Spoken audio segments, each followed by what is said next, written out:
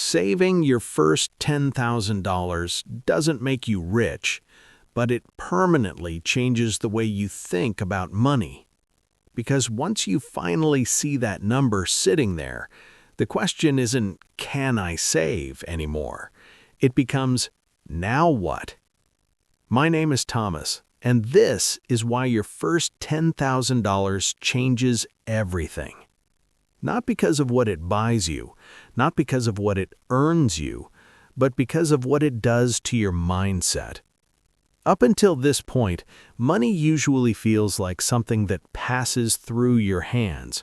You earn it, you spend it, and whatever you manage to save feels fragile, like something that could disappear the moment life decides to test you. Your first $10,000 is the moment that feeling starts to change. It's when money stops being just movement and starts feeling like structure. Let's be clear. $10,000 doesn't buy financial freedom.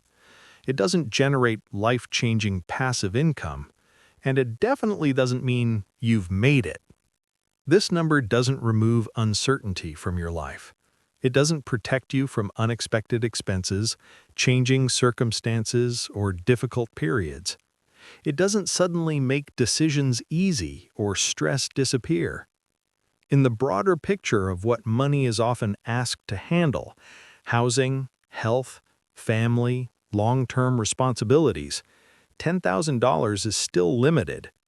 So if this milestone matters, it isn't because of what the number can do on its own.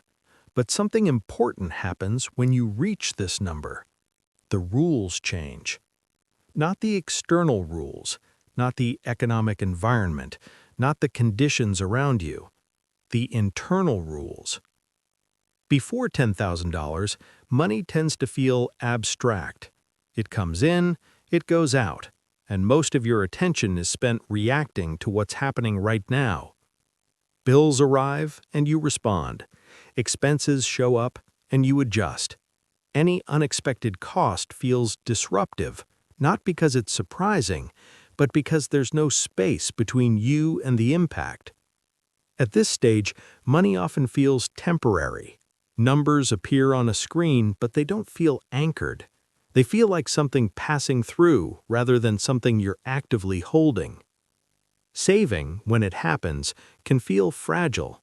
Not unreliable, just easily undone, like progress that could disappear if life applies enough pressure. Because of that, your natural focus stays short-term. You're not choosing that mindset, you're responding to your environment. When resources feel tight or uncertain, attention narrows. You prioritize what's urgent. You deal with what's immediately in front of you. That's not a lack of discipline.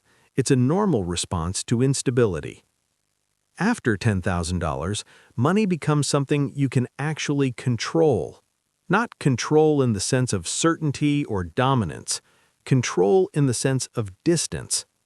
For the first time, there's space between you and the next decision.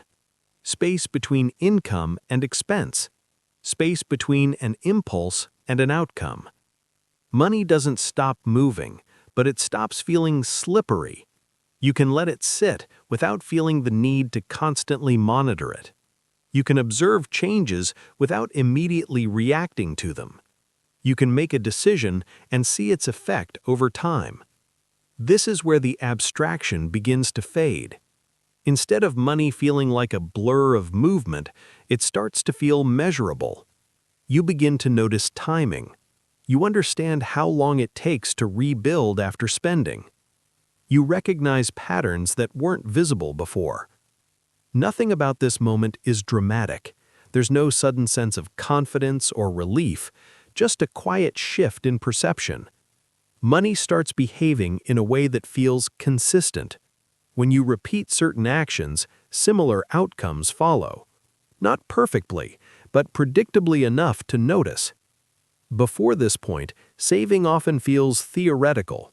You hear that it's important, you understand the logic, but it doesn't feel proven yet. After this point, saving becomes experiential. You've watched something accumulate over time. You'd seen consistency turn into something tangible. That experience changes how information lands. Advice that once felt abstract now feels testable. Timelines feel less imaginary. You're no longer trying to picture what might happen. You're comparing ideas to what you've already lived through. This doesn't make you an expert. It makes you grounded. Another subtle shift happens around this number. Money begins to feel less emotionally charged. Not emotionless, just calmer. Instead of every decision carrying urgency, some decisions can wait. Instead of reacting immediately, you can pause long enough to think. That pause matters. It creates distance between stimulus and response, between an expense and the feeling attached to it, between a problem and the meaning you assign to it. Setbacks still happen, unexpected costs still show up, but they no longer feel like proof that progress was an illusion. You've already seen money grow once. You know it can happen again. That knowledge doesn't eliminate stress, it softens it. And that's why this milestone isn't about achievement, it's about reference. $10,000 doesn't change what's possible in the world, it changes what feels possible in your own experience. Money stops being something you guess about, it becomes something you can observe. You understand its pace, its limits, its patterns. Not completely, just enough. Enough to remove the mystery.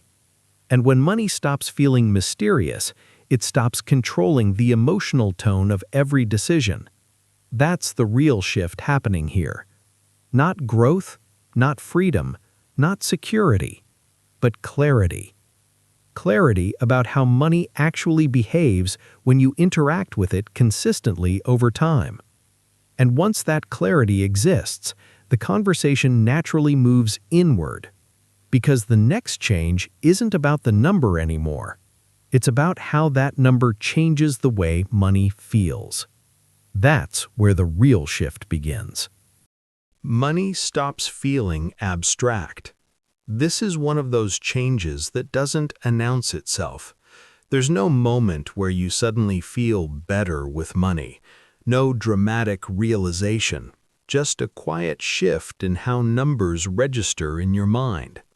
Numbers stop being theory. You know exactly how long it took to build that $10,000.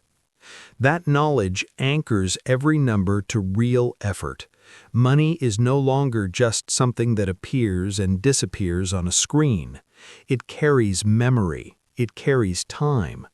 You remember the months where progress felt slow, the small decisions that didn't feel important on their own, the times you chose not to spend, not because you had to, but because you were aiming for something specific.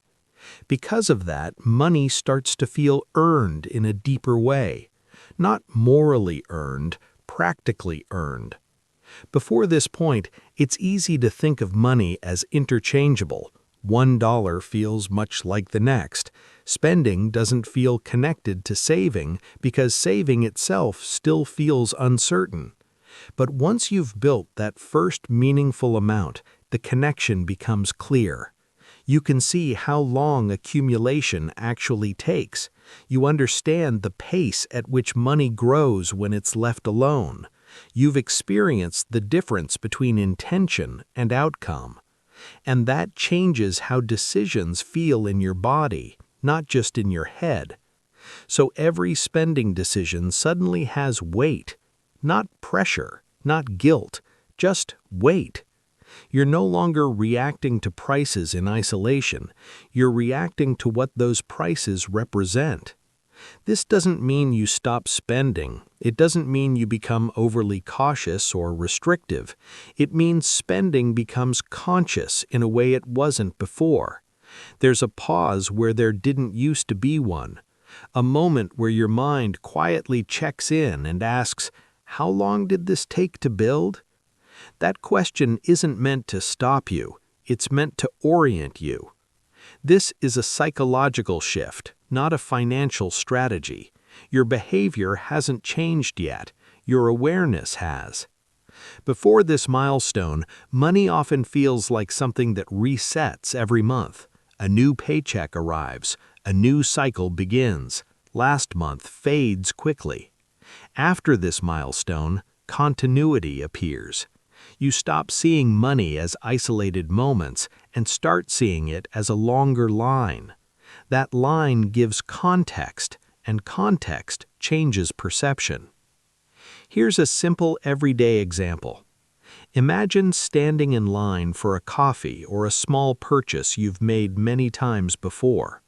In the past, the price barely registered. It was familiar, routine. Now something subtle happens. You don't calculate returns or think about goals. You simply recognize that this amount represents a slice of time. Not a large slice, just enough to notice. You might still buy it. Often you will. But the decision feels different. It feels chosen instead of automatic. That difference matters more than the outcome. Because automatic spending keeps money abstract. Chosen spending makes it tangible. This is why the shift isn't about discipline. You're not forcing yourself to behave better. You're seeing more clearly. Clarity doesn't demand change. It invites it. When money becomes less abstract, it also becomes less emotional. You're not guessing anymore. You're observing. You know what progress feels like now. You've experienced accumulation firsthand. That experience replaces assumptions with reference. And once money has a reference point, it stops floating in your mind. It settles. This is where stability begins to form, not in the account, but in your thinking. You stop viewing numbers as suggestions or vague signals. They become information, neutral, understandable. That understanding doesn't rush you. It slows you down just enough to notice what you're doing. And that's the real change happening here. Money hasn't grown more powerful. You haven't become more disciplined. Nothing external has shifted. What's changed is that money now feels real. And once money feels real, the way you relate to it can never fully go back. This is the first shift, not about growth, not about freedom, but about awareness. And awareness is what allows the next shift to happen naturally. Unexpected expenses don't disappear. They still happen. They still arrive unannounced, usually when life already feels full. But something important changes once you've saved your first $10,000. They stop feeling like disasters. That shift isn't about numbers on a screen. It's about what happens inside your head when something unexpected shows up and you realize you're not immediately cornered. The tight feeling in your chest doesn't hit as hard. Your thoughts don't spiral the way they used to. Before, even a small surprise could feel overwhelming, not because it was huge, but because it threatened your sense of control. It made everything feel fragile, like one wrong moment could knock your life off course. After reaching that first milestone, the situation itself may look the same, but your reaction is different. There's a pause, a breath, a quiet moment where you realize, I can handle this. And that psychological safety changes how you make decisions. When you're constantly worried about money, decisions are often made under pressure. You're not choosing what's best, you're choosing what makes the stress stop the fastest. That kind of decision-making drains energy and confidence over time. But once you're no longer operating from fear, your thinking slows down. You're able to respond instead of react. You don't rush. You don't feel forced into choices just to escape discomfort. This calm doesn't make life perfect. It doesn't remove uncertainty. What it does is remove the constant background noise of panic, the sense that everything could fall apart at any moment. With that noise gone, your mind has more room, room to think clearly, room to weigh options, room to accept that not every situation needs an immediate answer. You start noticing something subtle but powerful. You trust yourself more. Not because you suddenly became smarter or more disciplined, but because you're no longer making choices with your back against the wall. That trust changes your relationship with money. It stops being a source of constant tension and becomes a tool you can use thoughtfully. You're no longer trying to outrun anxiety. You're moving at a pace that feels stable. And stability does something interesting. It spreads. It shows up in the way you plan your days, in how you sleep at night, in how often money occupies your thoughts.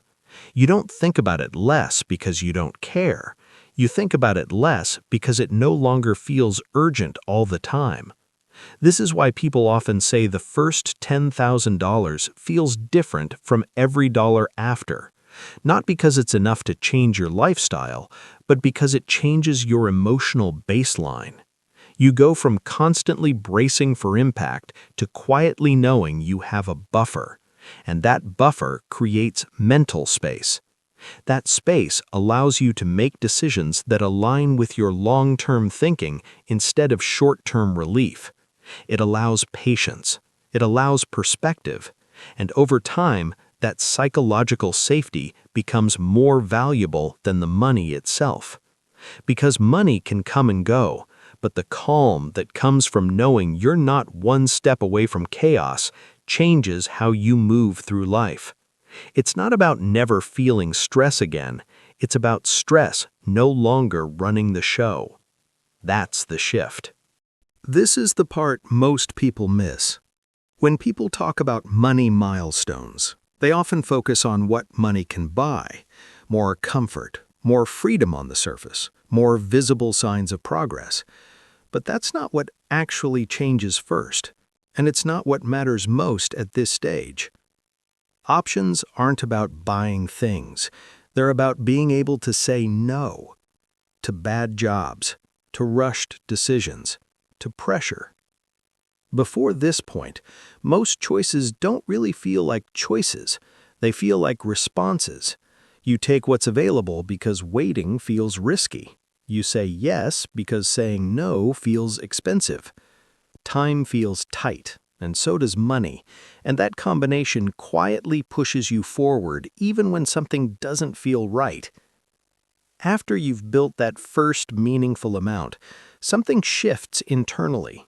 Not dramatically, not overnight, but enough that your relationship with time starts to change. You no longer feel like every decision has to be made immediately. You can pause. You can sit with a question longer.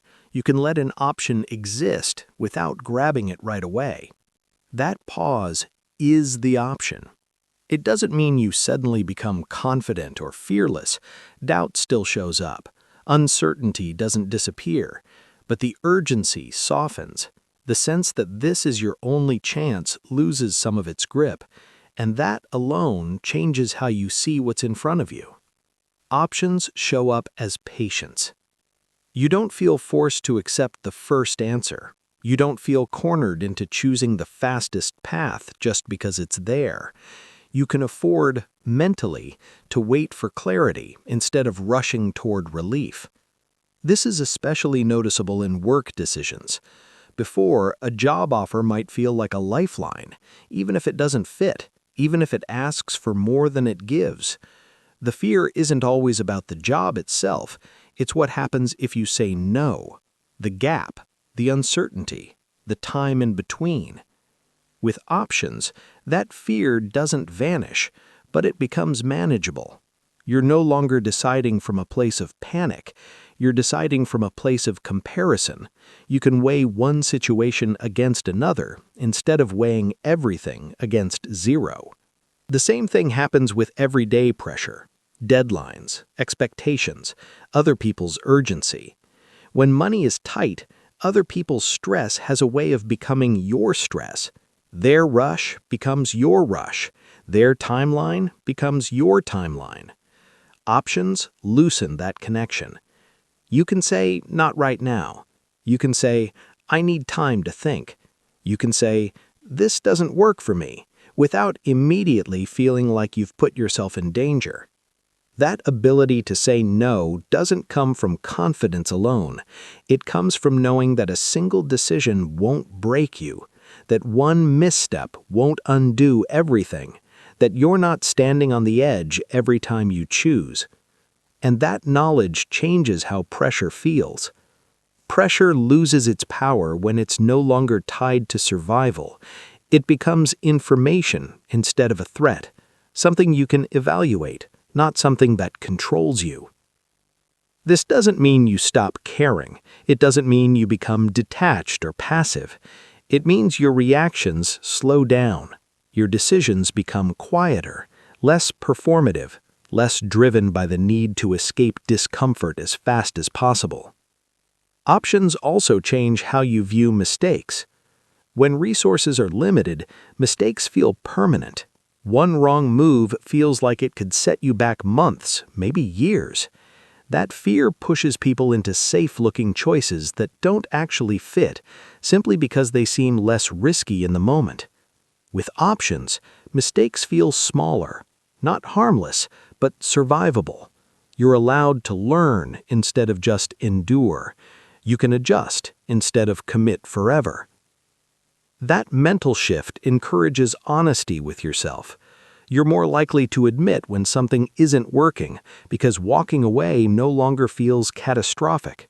You don't have to justify every decision just to protect your sense of security. And over time, that honesty compounds. You begin choosing based on alignment rather than urgency, based on long-term fit rather than short-term relief. You start asking better questions, not because you're wiser, but because you're calmer. That calm is the real value of options. It's not about having endless choices. It's about having enough space to make one choice well, enough space to say no without panic, enough space to let a decision unfold instead of forcing it. Most people never notice this shift because it's subtle. There's no dramatic moment where options announce themselves, no clear line where life suddenly feels easy. It shows up in small moments, in delayed replies, in conversations where you don't rush to agree, in decisions that take longer but feel lighter afterwards. This is why that first meaningful amount matters, not for what it buys, but for what it removes.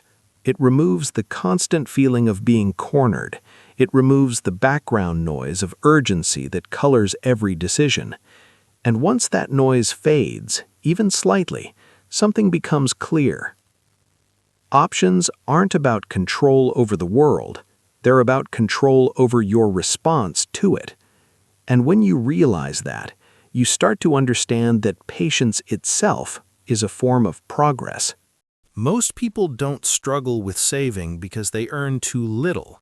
They struggle because lifestyle creep erases progress, there's no clear milestone, and they rush into investing before building stability. This is important to say out loud because the conversation around money often focuses on income as the main problem, and while income does matter, it's rarely the reason people never reach their first meaningful savings milestone. In most cases, the issue isn't a lack of effort or discipline, it's the absence of structure. The first factor is lifestyle creep. Lifestyle creep doesn't usually feel like a mistake, it feels reasonable. As income grows, expenses quietly adjust to match it. A slightly nicer place, more convenience, fewer small compromises. None of these decisions feel reckless on their own. They often feel like progress. The problem is that lifestyle creep doesn't announce itself as spending more. It shows up as saving less. Money still comes in, bills still get paid, life still feels manageable. But the space between income and expenses never really widens. Any increase gets absorbed before it has time to accumulate.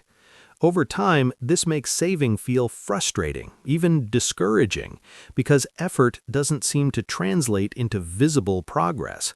This isn't about poor choices, it's about how easily money adapts to the shape of our lives. Without a clear boundary, spending naturally expands to fill whatever room it's given.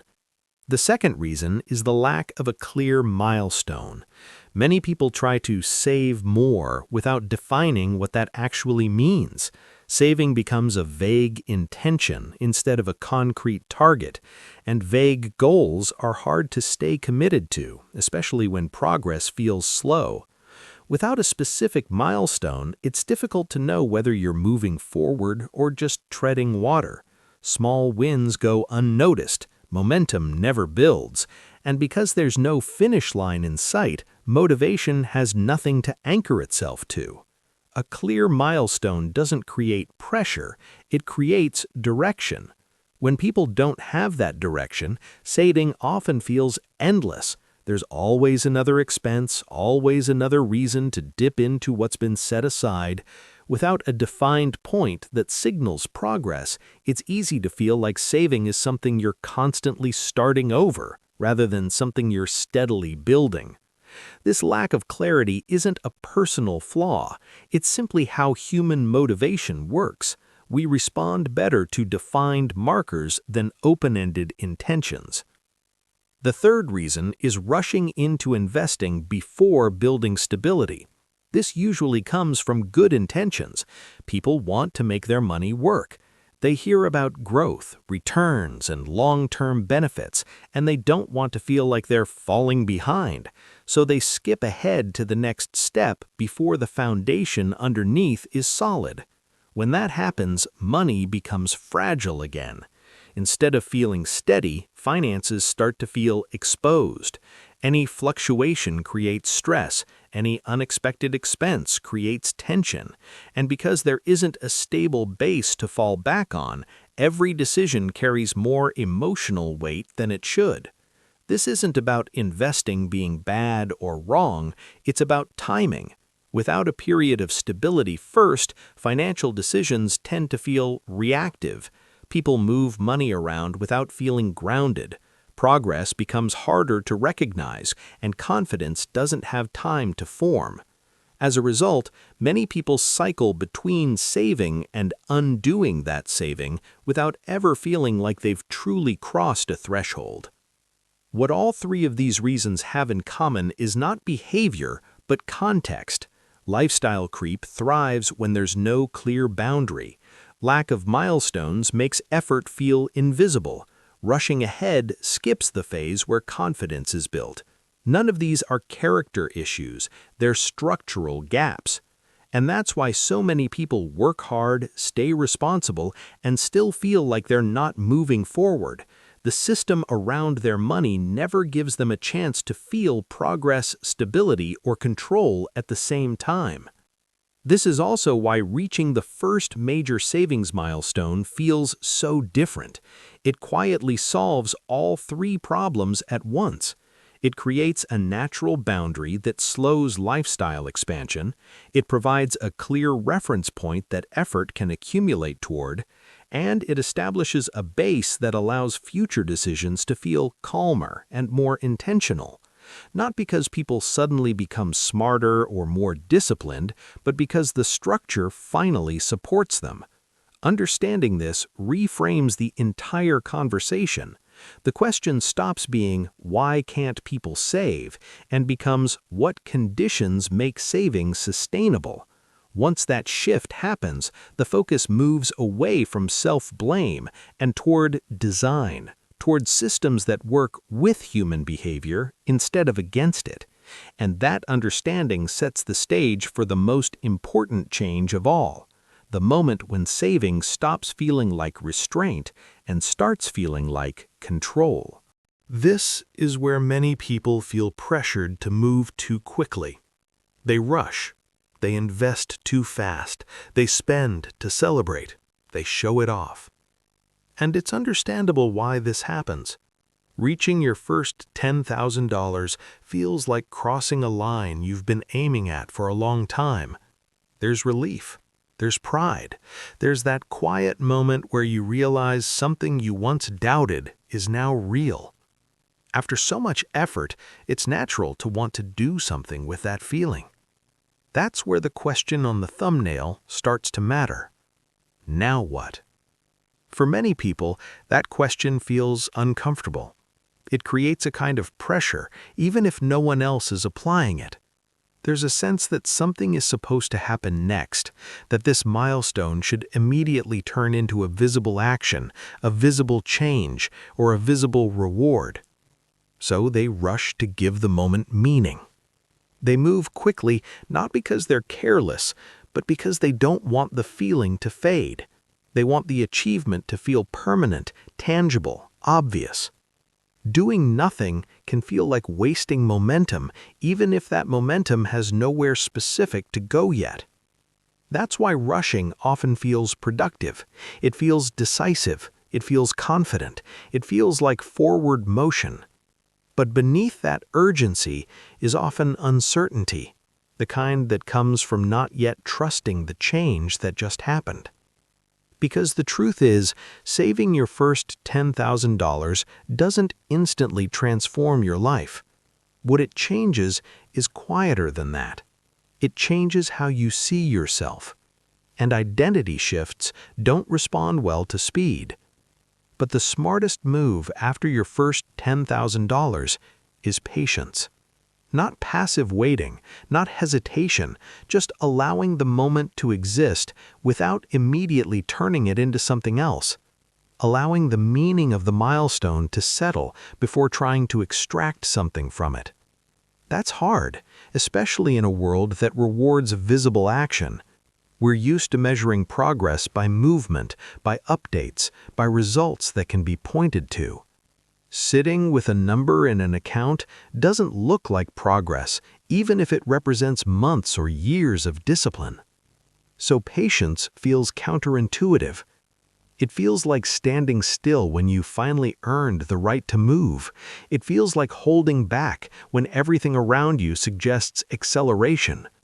And yet, this is exactly where rushing causes the most damage, not financially, but psychologically. Because if you move too fast, you skip the part where your identity catches up. Up until this point, saving may have felt fragile, temporary, like something you were testing rather than something you owned. Reaching $10,000 challenges that narrative, but it doesn't instantly rewrite it. That takes time. Let the identity shift settle in.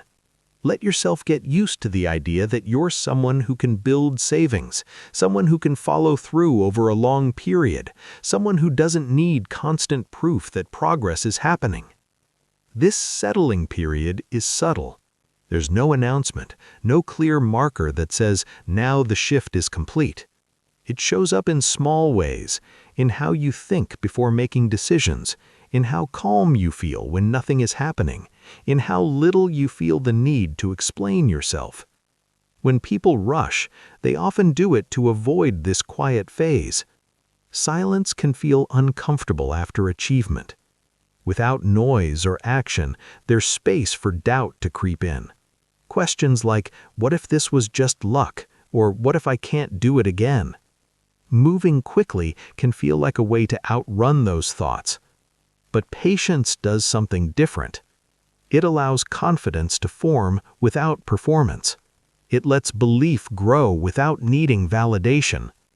Instead of proving the milestone meant something, you slowly begin to feel that it did. That feeling is what lasts. This is also where the thumbnail question becomes less urgent and more reflective. Now what? Stops sounding like pressure and starts sounding like curiosity. Not a demand for answers, but an open pause. You don't need to fill that pause immediately. The mistake isn't celebrating or feeling proud. The mistake is thinking the milestone needs to be resolved right away, that it has to lead somewhere visible or else it didn't count. But some moments aren't meant to be used. They're meant to recalibrate you. This is one of them. $10,000 isn't the end of a story. It's a shift in perspective. And perspective changes best when they're given room, when they're not rushed into the next chapter before the current one has been absorbed. Patience here doesn't look dramatic. It looks quiet, ordinary, almost boring from the outside, and that's exactly why it works. Because when the excitement fades, and it always does, what remains isn't the action you took right away, it's the way you now understand yourself in relation to money. If that understanding has time to settle, it becomes stable. If it's rushed, it stays fragile. So when you reach that number and the question appears, now what? The most powerful response isn't an answer. It's a pause that lets the moment do what it's meant to do. Your first $10,000 doesn't change your bank account. Not in any dramatic way. Not in a way that suddenly rewrites your life or removes every financial worry. On paper, it's just a number sitting there, quietly unchanged from one day to the next. But it changes who you are around money. It changes how you think before you act, how you pause instead of reacting, how you notice patterns instead of just outcomes. By the time you reach this point, you've already learned something important, even if you never put it into words. You've seen yourself follow through. You've experienced time working in your favor. You've watched small, consistent choices slowly turn into something solid. That experience doesn't disappear. It stays with you in moments that don't look financial at all, in how you handle uncertainty, in how you tolerate waiting, in how comfortable you feel doing nothing when nothing needs to be done. Money stops feeling like something that happens to you. It starts feeling like something you can sit with, observe, and understand. That shift is quiet, almost invisible from the outside, but internally it changes the tone of every future decision. You're no longer guessing whether progress is possible. You've already lived the answer. And once that happens, everything else becomes possible. Not because the path suddenly becomes easy, not because outcomes are guaranteed, but because the foundation underneath you is different. You move with less urgency. You think with more clarity. You give yourself room to choose instead of rush.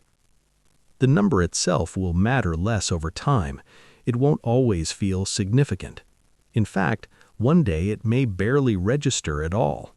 But the version of you that reached it, the patience, the steadiness, the belief built quietly along the way, that part stays. And from there, the question isn't about money anymore. It's about direction, about pace, about what kind of relationship you want to have with the future. Those answers don't need to come immediately. They just need space.